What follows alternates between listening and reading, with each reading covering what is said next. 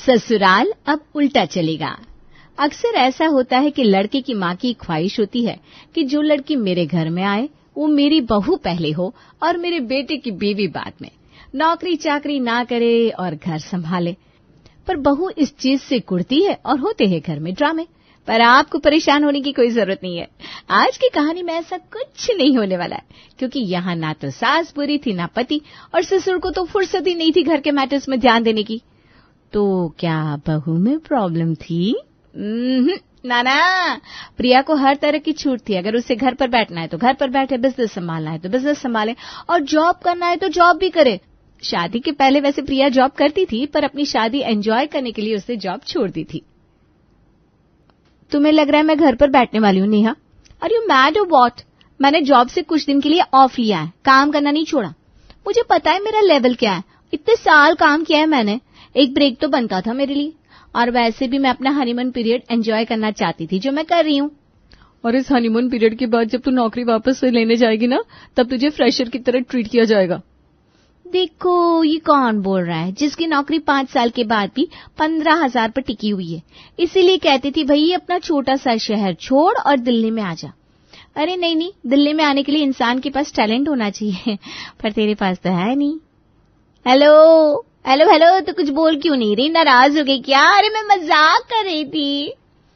प्रिया की शादी को 4 महीने हो चुके थे। वो फोन पर अपनी सहेली नेहा से बात कर रही थी, तभी कमरे में करण आता है। मेरे आते ही फोन रख दिया, कोई पर्सनल बात है क्या? तो मैं बाहर चला जाता हूँ। लड़कियों के बीच की बातें सुनने में मुझे भी कोई इंटरेस्ट नहीं है। लड़कियों के बीच की बात में ऐसा क्या होता है? तुम तो ऐसे कह रहे हो जैसे लड़के मिलकर हवाई जहाज खरीदने की बातें करती हो।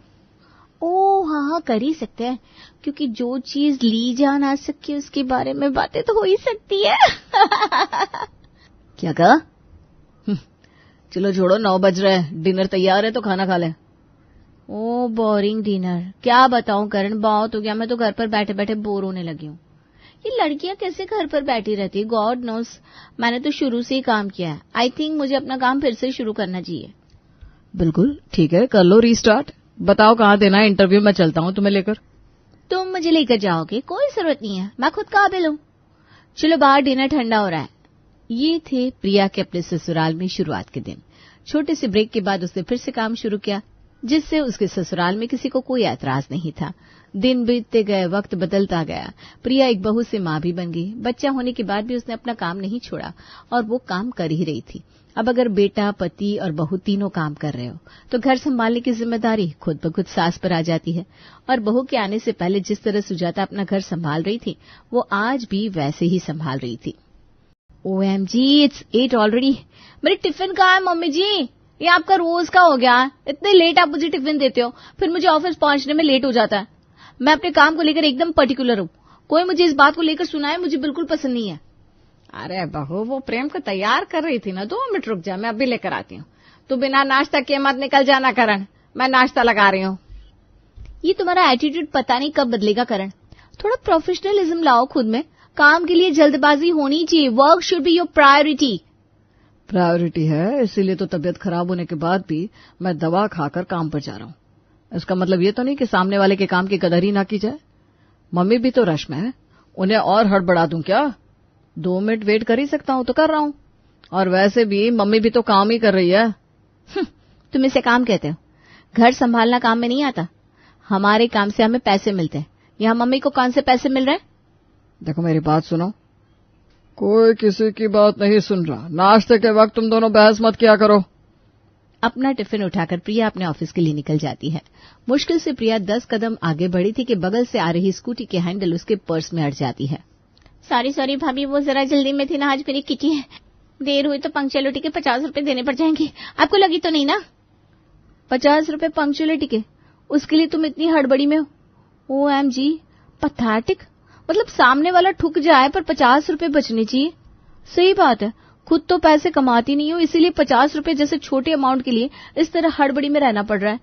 घर पर पति हिसाब लेता होगा ना। I really feel sad for you. तुम्हें तो पता भी नहीं होगा इंडिपेंडेंट होना क्या होता है। पति के आगे हाथ फैलाकर तो पेट्रोल के पैसे अरेंज होते होंगे। पति के पैसों की ही किटी डाल ली, उसी के पैसों का मेकअप पोत लिया, स्कूटी उठाई और निकल गए। जितना कि तुम किटी में डालती हो ना, उससे ज्यादा की तो मेरी पर्स है। प्रिया कीर्ति को इतना जलील करती है कि कीर्ति की आंखों में आंसू आ जाते हैं, पर प्रिया को कोई फर्क नहीं पड़ता। वो तो आराम से अपने ऑफिस निकल जाती है। शाम के 7 बजे प्रिया करती है करण को कॉल।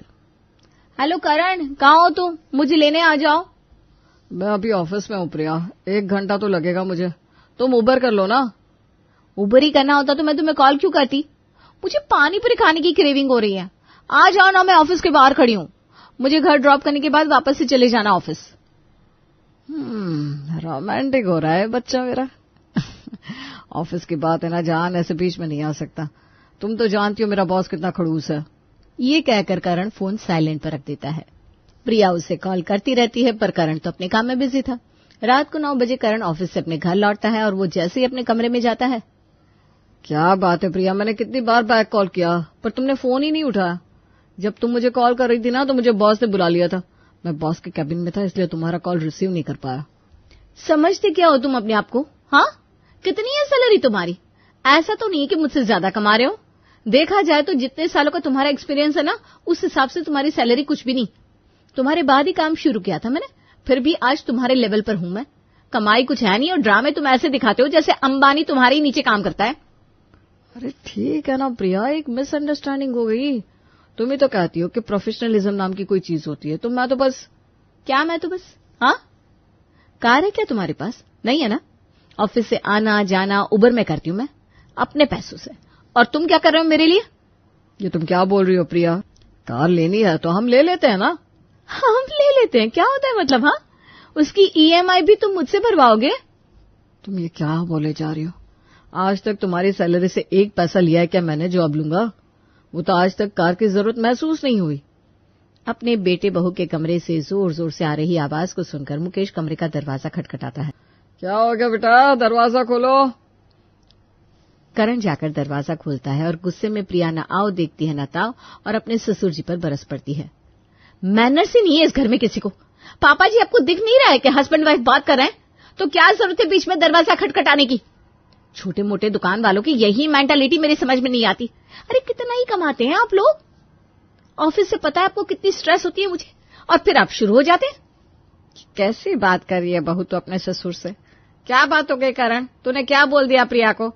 अब जो भी बात हुई है छोड़ो बात को और खाने बैठो दोनों।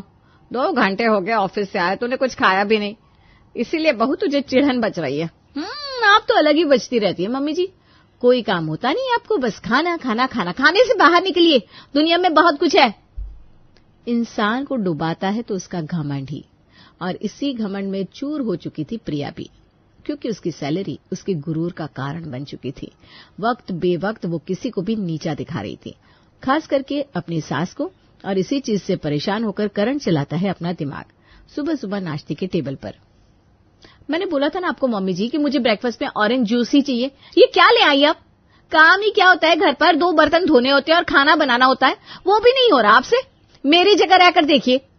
बिल्कुल ठीक कह रही हो तुम प्रिया, मम्मी को तुम्हारी जगह रहकर देखना ही चाहिए। तो कल से तुम मम्मी का काम संभालो और मम्मी तुम्हारा। ये क्या बोल रहा है बेटा तू? तुम टेंशन ना लो मम्मी, मेरे ऑफिस में एक जगह खाली है, मैं बॉस से बात कर लूंगा। इतने साल की जमाई क्रेडिट है मेरी, तो मेरे बोले पर इतनी कदर तो बॉस करेंगे ही। तुम मुझे चैलेंज कर रहे हो करण? चैलेंज प्रिया को बड़े पसंद है, मुझे तो टेंशन मम्मी जी की हो रही है। अगली सुबह रोज की तरह काम पर निकलने के लिए करण और महेश तो तैयार थे, और साथ ही तैयार थी सुजाता भी। अरे बहू टिफिन दे दे, मुझे ऑफिस के लिए निकलना है। मम्मी जी को लग रहा होगा कि सुबह सुबह इस टिफिन के झंझट में ही मैं हार मान जाऊंगी, पर इतनी बेवकूफ नहीं हूं मम्मी जी। रात को ही रेस्टोरेंट से ब्रेकफास्ट के लिए खाना मंगवा लिया था। प्रिया फौरन बाहर आती है और सभी को खाना परोसती है और अपनी सास को पकड़ाती है टिफिन। आपकी तरह लेट नहीं हुई मम्मी जी मैं, जाइए ऑफिस जाइए। अपने बेटे पर भरोसा रखकर सुजाता अपने घर से करण के साथ ऑफिस के लिए निकल तो जाती है, पर उसे अभी भी विश्वास नहीं हो रहा था कि उसे ऑफिस के अंदर जाने की परमिशन मिलेगी या नहीं। बेटा मुझे तो अंग्रेजी भी नहीं आती, वहां किसी ने अंग्रेजी में बोल दिया तो? अगर मैं सच में तुम्हें अपना ऑफिस ले जाऊं तो मुझे विश्वास है कि सिखाने पर तुम वो काम भी कर लोगी मम्मी।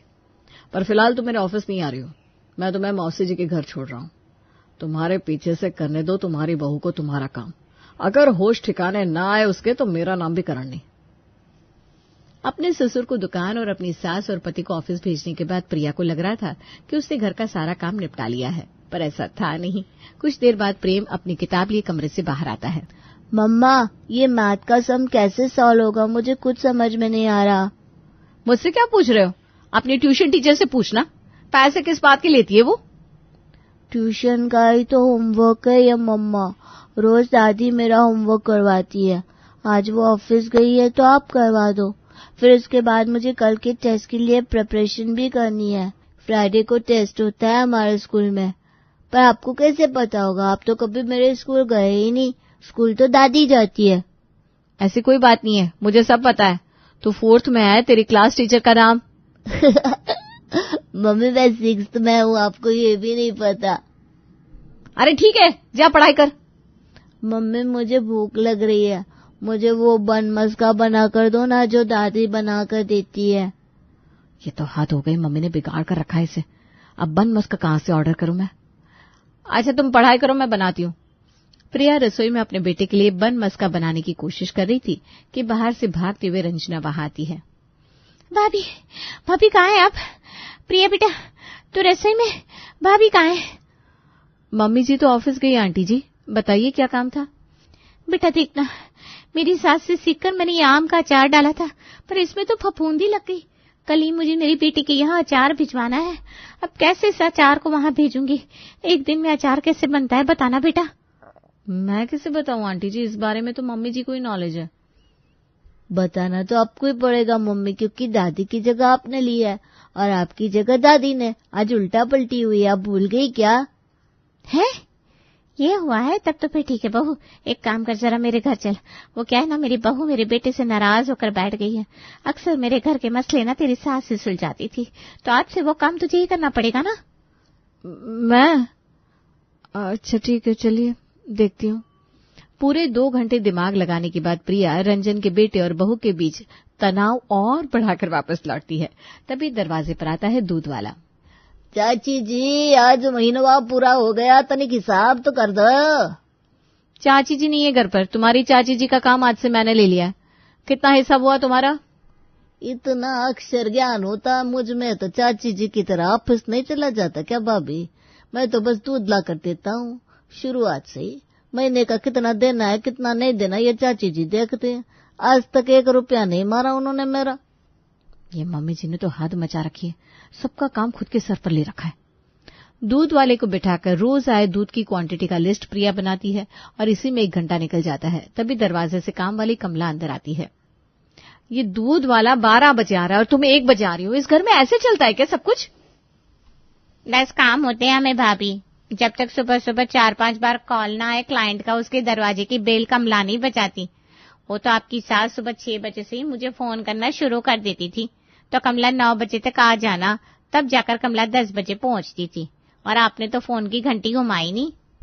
ये कहकर ठुमकती हुई कमला रसोई में चली जाती है और जैसे ही वो नल खोलती है नल से पानी नहीं आता, क्योंकि मोटर तो प्रिया ने चालू नहीं की थी। क्या पानी खुद नहीं चढ़ता?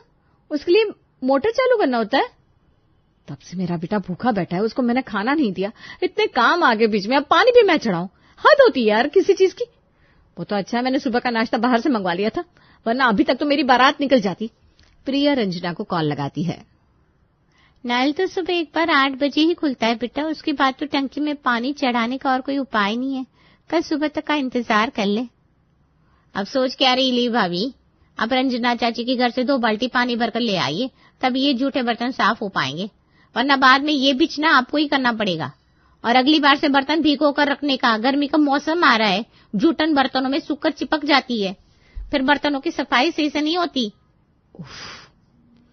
प्रिया रंजना के घर से 2 बाल्टी पानी भरकर जैसे ही अपने घर पहुंचती है, वो देखती है कमला तो रसोई में है ही नहीं। कमला ले, मैं ले आई पानी। ये कुछ बोल क्यों नहीं रही? कमला, ए कमला, कहाँ गई? यहाँ टेबल पर मैंने अपनी सोने की घड़ी रखी थी, कहीं कमला लेकर फरार तो नहीं हो गई? प्रिया के तो पसीने छूट जाते हैं। एक ही बार में अपने ससुराल के सभी मेंबर्स के फोन की घंटी बजा देती है। पूरा दिन भी नहीं बिता करण, और मुझे समझ में आ गया कि मम्मी जी क्या करती हैं इस घर में। आपका काम मेरे काम से बहुत ऊंचा है मम्मी जी। फिर गलत बात तो हो, ना मेरा काम ऊंचा है ना तेरा काम, सबका काम बराबर है। हम सब ये काम एक दूसरे के लिए कर रहे हैं, इस घर के लिए कर रहे हैं। तेरे पापा जी हमेशा ये सोचते कि उन्हें कमाई खुद के लिए करनी है तो ये घर कैसे चलता, करण इंजीनियरिंग कैसे करता।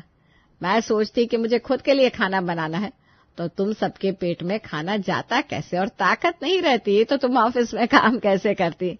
तुम अच्छे से ऑफिस जा पाती हो क्योंकि तुम्हारे पीछे तुम्हारा बच्चा मैं संभाल लेती हूँ। कपड़े धुले धुलाए मिल जाते हैं, सारा काम हुआ रहता है। और जहाँ रही तुम्हारे पैसे की बात, तो तुम्हारी सैलरी से आज तक 1 रुपया भी हम में से किसी ने नहीं लिया बहू। तुम कमाते खुद के लिए थी, फिर भी घमंड तुम में इतना था कि उसका टूटना बहुत जरूरी था। वो टूट गया मम्मी जी, वो टूट गया। मुझे समझ में आ गया कि जो लोग सच में काम कर रहे थे उन्हें सुनाने की जरूरत नहीं पड़ती, जैसे कि आप, पापा जी और करण। मैं आपसे भी माफी मांगती हूँ पापा जी और करण, तुमसे भी। अब उलटकर ससुराल को और ना चलाते हुए मैं ऑफिस ज्वाइन कर लेती हूँ और आप घर संभाल लीजिए मम्मी जी। 12 घंटे के अंदर अंदर ही प्रिया को समझ में आ जाता है कि घर पर औरत को कितना काम करना पड़ता है। इस दिन के बाद से उसका घमंड हमेशा के लिए चला जाता है। वर्मा जी के यहाँ एक काम वाली आई। उसका नाम था जलेबी बाई। क्योंकि उसके कोई भी काम सीधे नहीं होते थे, बात हो या काम, हर चीज घुमा के ही करती थी। अरे साहब, वो जो स्कूल में बच्चों की होती है ना, वो मुझे चाहिए। स्कूल में बच्चों को क्या क्लासेस क्यों चाहिए तुमको? अरे नहीं साहब, वो होती है ना गर्मी की छुट्टी। हाँ, छुट्टी चाहिए 2 दिन की। अरे तो इतना घुमा कर क्यों बोल रही हो, सीधे सीधे बोलो ना। वैसे क्यों चाहिए तुमको छुट्टी? अरे मेरे भाई के जो पापा है ना, उनकी जो पत्नी है ना, उनके भाई के पापा की पत्नी को बुखार आ रहा है। ओहो, ऐसी पहेली मत बुझाओ कि मुझे बुखार आ जाए। अरे सीधे सीधे बोलो ना जलेबी बाई। अरे देखो, मेरे भाई के पापा, मेरे पापा, उनकी पत्नी यानी मेरी माँ के भाई यानी मेरे मामा के पापा यानी मेरे नाना, और मेरे नाना की पत्नी यानी मेरी नानी को ना बुखार आ रहा है साहेब। अरे जलेबी बाई, तुम 2 नहीं 10 दिन की छुट्टी ले लो।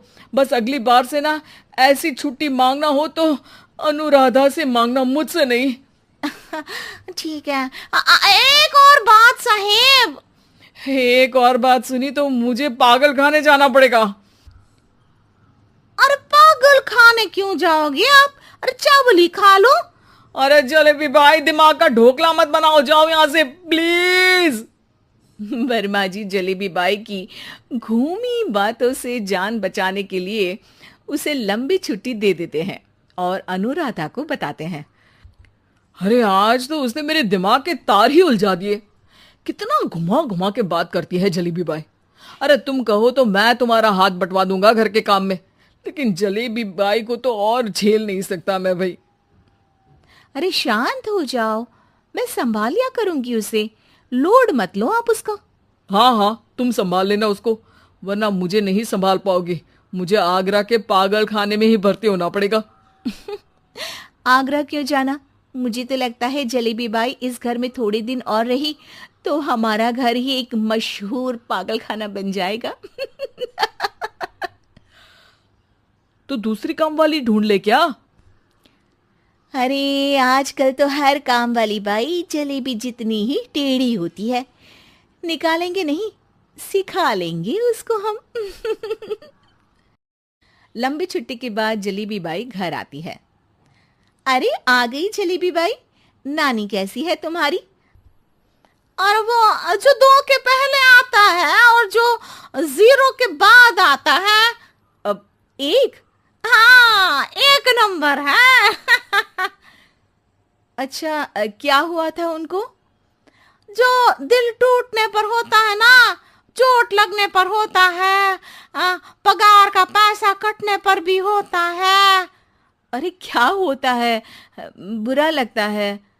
अरे जो सर में होता है, पेट में होता है, और जिसे सही करने के लिए ना आदमी को डॉक्टर के पास ही जाना पड़ता है। दर्द? हाँ, दर्द हुआ था उनका हाथ पैर में। अच्छा बस, मेरे दिमाग में दर्द होने लगा तुम्हारी जलेबी जैसी बातें सुनकर। एक काम करो, ऊपर गेहूं की पोटली रखी है, तुम जल्दी से लेकर आओ, आज आटा पिसवाना है। जलेबी बाई भागकर छत पर जाती है और गेहूं की पोटली उठाने की कोशिश करती है, मगर वजन ज्यादा होने की वजह से उससे बोरी उठती नहीं। वो सोचती है कि पोटली जल्दी पहुंचानी है। बस जलेबी बाई के टेढ़े दिमाग में एक टेढ़ी तरकीब आती है। वो पोटली को छत पे घिसकर उसे बालकनी तक ले जाती है और छत से भीतर बरामदे में बोरी फेंक देती है। लो जी लो, हो गया जल्दी जल्दी काम। नीचे पहुंचती है तो देखती है कि अनुराधा वहां उसे गुस्से से देख रही है और नीचे पूरा गेहूं बिखरा पड़ा है। ये क्या किया? अरे पोटली में वजन ज्यादा था, आपने कहा था जल्दी से ले आओ, तो इससे जल्दी कैसे करती मैं बताओ तो। हाँ अरे एक काम तो सीधा करो, अब क्या करेंगे इन गेहूं का? सब सत्यानाश कर दिया। अनुराधा सोच लेती है कि अब इस जलेबी को सीधा करना ही पड़ेगा, वरना बहुत परेशानी हो जाएगी। जलेबी बाई फिर भी सुधरती नहीं है। रोज कोई घूमी फिरी बात से वर्मा जी के दिमाग में शॉर्ट सर्किट करती है, तो कभी अनुराधा के काम बिगाड़ती। जैसे कमरे में झाड़ू लगाने का कहने पर कमरों की दीवारों पर झाड़ू टांग के कहती, लगा दी कमरे में झाड़ू। देखते ही देखते ये महीना खत्म हो जाता है। अरे दीदी पैसे दे दो ना। पैसे तो नहीं है। पैसे नहीं है का मतलब? पैसे तो होते ही है ना घर में। अरे भरोसा नहीं है तो पूरे घर में ढूंढ के बता दे कहाँ पैसे हैं, मिल जाएगी तुम्हें। अबे ढूंढ के लाई मैं। जलेबी जल्दी से अनुराधा का पर्स लेकर आती है। अरे इसमें है ना पैसा? अरे मुझे तो नहीं दिख रहा।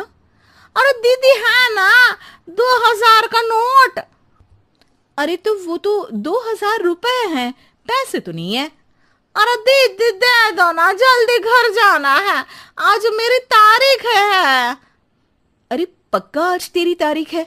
हाँ दीदी आज मेरी तारीख है, आज ही तो पगार लेती हूँ ना मैं।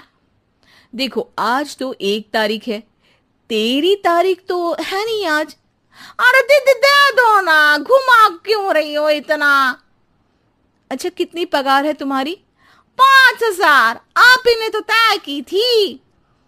5 मतलब जो 4 के बाद आता है और 4 के पहले? हाँ हाँ दीदी।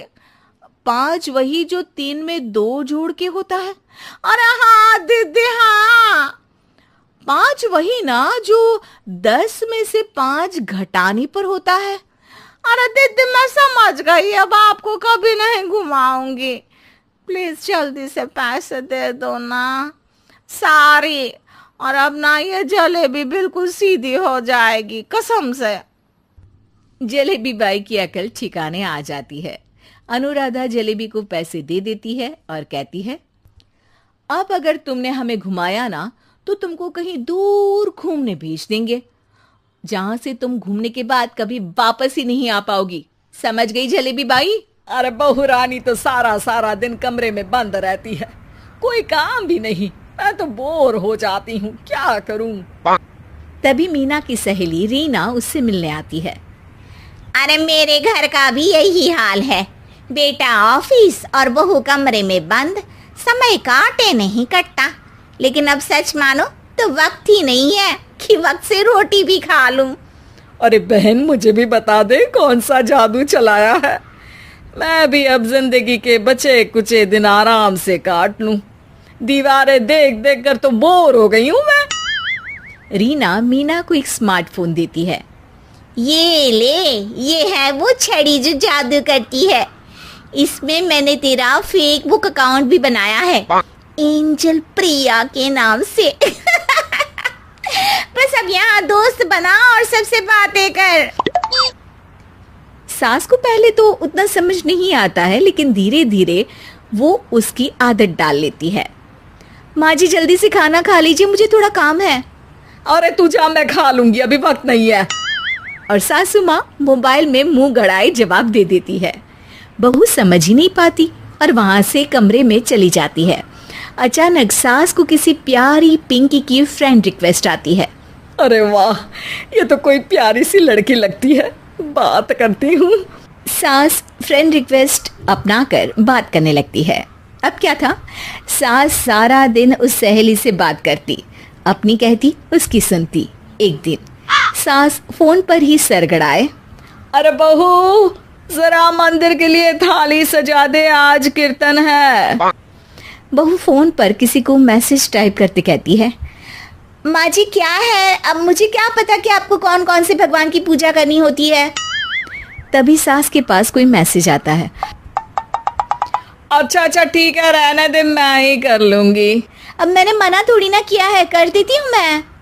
अब मैंने भी बोला ना कि थोड़ी देर में बात करती हूँ, तो मैं ही कर लेती हूँ, तू जा अपने कमरे में। बहू वहां से चली जाती है।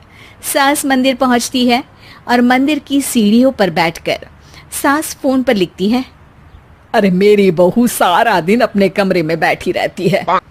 वहां से रिप्लाई आता है, मैं आपकी बहू को तो जानती नहीं हूँ, लेकिन हाँ एक बात है, हो सकता है आपने उसे ताने दिए होंगे या फिर उसका दिल दुखाया होगा। ऐसा करने पर बहुओं का मन ससुराल से हट जाता है। याद रखिए, बहू और बेटी में फर्क होता है। सास घर जाती है और बहू से बड़े ही प्यार से बात करती है, उसके लिए खाना बनाती है, उसे गिफ्ट में साड़ी भी देती है। जिसके बाद अगले दिन, माँ जी चलिए, आज मैं भी आपके साथ मंदिर चलती हूँ, आते वक्त भोले भैया के गोलगप्पे खाकर आएंगे। अरे हाँ बहू, ये तो अच्छा है, चलो। सास मन में सोचती है कि उसकी फेक बुक वाली दोस्त कितनी अच्छी है। उसके समझाने से उसे उसकी बहू वापस मिल गई। वो बहू को अपनी दोस्त के बारे में बताने का सोचती है, लेकिन फिर चुप हो जाती है। बहू फोन पर टाइप करती है, मेरी सास मुझे नौकरानी समझती है, एक गिलास पानी तक खुद नहीं लेती। मन तो करता है कि बोल दूं, मैं बहू हूँ, कोई नौकरानी नहीं। वहां से रिप्लाई आता है, देखो तुम्हारी सास को तो मैं भी नहीं जानती, लेकिन वो बुजुर्ग होंगी। पूरा जीवन उन्होंने घर गृहस्थी चूल्हा चौका में निकाल दिया। और फिर तुम ये भी मत भूलो कि जिस पति पर तुमको इतना गर्व है, उसे भी शिक्षा उन्होंने ही दी है। तो जिसने तुम्हें इतना दिया, क्या तुम उनकी थोड़ी सी सेवा नहीं कर सकती? बहू भी अगले दिन से सास का सारा काम करती, उनके पैर दबाती, उनका ख्याल रखती, उनके साथ घूमने जाती। एक दिन सास, बहू ये लो मेरा हीरे का हार। पहले तो सोचा था कि अपनी बेटी को दूंगी, लेकिन आज जब मेरे हाथ पैर में दर्द था तो तुम मेरा साथ दे रही थी। समय पर खाना पानी देकर तुमने ही मेरा बुढ़ापे में साथ दिया। उसके हिस्से का बहुत कुछ मैं उसे दे चुकी हूँ, लेकिन ये अब तेरा। बहू तो ये देखकर खुशी से उछली जाती है। वो सास को गले लगाकर कहती है, माँ जी आज सच में बहुत अच्छी है। भला हो उस एंजल प्रिया का, जिसने मुझे आपसे वापस मिलवा दिया, वरना मैं तो हमेशा आपको गलत ही समझती। मैं तो सोचती थी काश वो एंजल प्रिया मेरी सास होती। क्या नाम लिया बहू? एंजल प्रिया तेरी फेक बुक फ्रेंड है? हाँ माँ जी, वो बहुत अच्छी है। उन्होंने ही मुझे बताया कि सास की कीमत क्या होती है। अरे बहू, कहीं तू प्यारी पिंकी तो नहीं? जी माँ जी, मैं ही हूँ प्यारी पिंकी। क्यों? सास बहू को गले लगाकर कहती है, मैं भी यही सोचती थी कि काश प्यारी पिंकी मेरी बहू होती। शुक्रिया बहू। सासू माँ, शुक्रिया तो हम दोनों को फेक बुक और सोशल मीडिया का करना चाहिए, जिसने हम दोनों को एक दूसरे से दिल से मिला दिया। अब तक दोनों को समझ आ गया था कि जो खुशी वो बाहर ढूंढ रहे थे, सच में तो वो उनके घर में ही थी। नौकरानी एक घर के लिए कितनी जरूरी होती है, आइए देखते हैं। अरे बहू, ये देख, सारा साबुन बर्तन में रह गया। ये नौकरानी कोई काम नहीं करती, गंदा काम करके चली जाती है और ढेर सारा पैसा ले जाती है। अरे मम्मी जी, उसने तो साफ किया ही था। मेरे ही हाथ से इस ग्लास में सर्फ गिर गया था। अरे बस कर झूठी, उसे बचाने के लिए सारी जुगत लगा ले, लेकिन मैं तो इसे निकाल कर ही रहूंगी। हमारे जमाने में ना कोई नौकरानी थी और ना ही ये चिकने बर्तन। चूल्हे के जले बर्तनों को राख रगड़ कर साफ किया करती थी मैं। अरे माँ जी, मैं कहाँ बचा रही हूँ उसे। और वैसे भी आजकल नौकरानी जरूरत नहीं, स्टेटस सिंबल बन गया है। अब आप बताओ, मैं मुन्ना को नीचे घुमाने ले जाऊं तो लोगों से क्या बोलूं? झाड़ू पोछा खुद लगा रही हूँ। लोग सीधा यही पूछते हैं कि कौन सी नौकरानी काम कर रही है तेरे घर पर। अरे बस कर, ये भी कोई बात होती है? मम्मी जी, आप नहीं समझेंगी।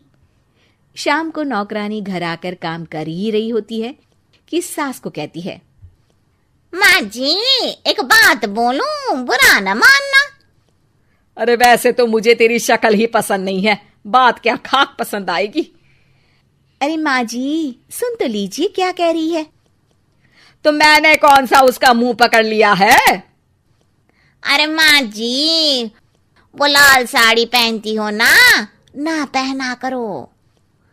सास का गुस्सा अब तो 7वें आसमान पर होता है। अरे वाह जी वाह, क्यों ना पहना करूं? और तू होती कौन है ये बताने वाली कि मैं क्या पहनूं क्या ना पहनूं? अरे माँ जी, पूरी बात तो सुन लो, वो बोलना क्या चाह रही है।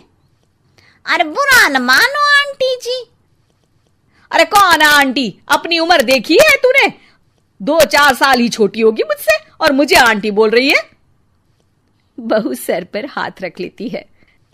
अरे अच्छी खासी उम्र दराज हो और आंटी ना बोलूं? मैं तुम्हारी बहू से भी 4 साल छोटी हूं। क्यों दीदी?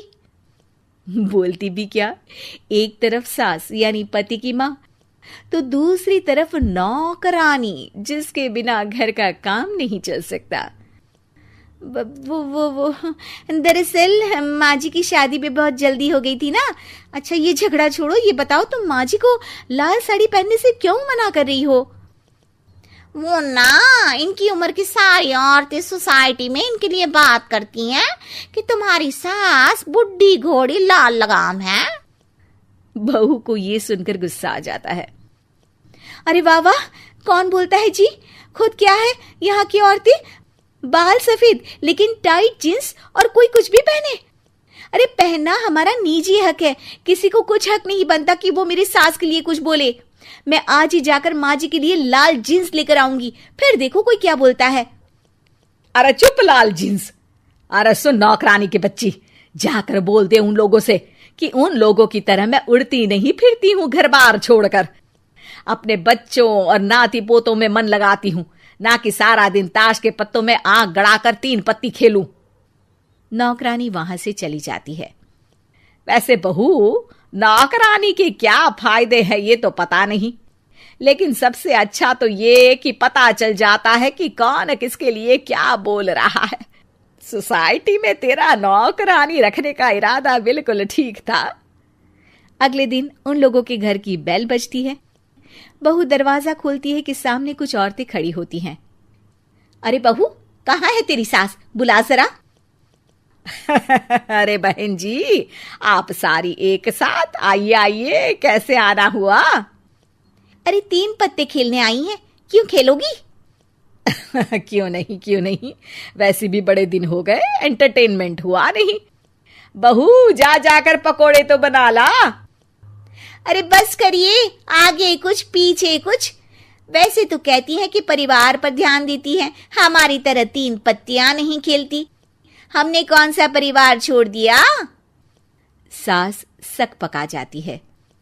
अब ये किसने कहा? मैं तो कहती हूं कि मैं भी थोड़ा बाहर निकलूं। आपने ही तो कमला नौकरानी से ये सारी बात की थी। सास और बहू को अब सारी कहानी समझ आ जाती है कि सोसाइटी की औरतें क्यों भड़क रही हैं। माफ करिए आंटी, मैं छोटी हूँ, लेकिन फिर भी पहले तो आप लोगों ने माँ की लाल साड़ी का मजाक उड़ाया था ना। हाँ उड़ाया था, लेकिन उससे पहले तो तुम लोगों ने हमारी जीन्स के बारे में बात की थी। अरे क्यों ना पहने हम जीन्स, तुम्हारे पैसों की थोड़ी ना है। सास और बहू सर पकड़कर बैठ जाती है। देखा बहू, ये खेल कर गई तेरी नौकरानी। यहाँ की बात वहां तो वहां की बात यहाँ। दोनों किसी तरह औरतों को समझा बुझाकर घर भेजती है और कसम खाती है कि नौकरानी को नौकरानी ही रहने देंगी।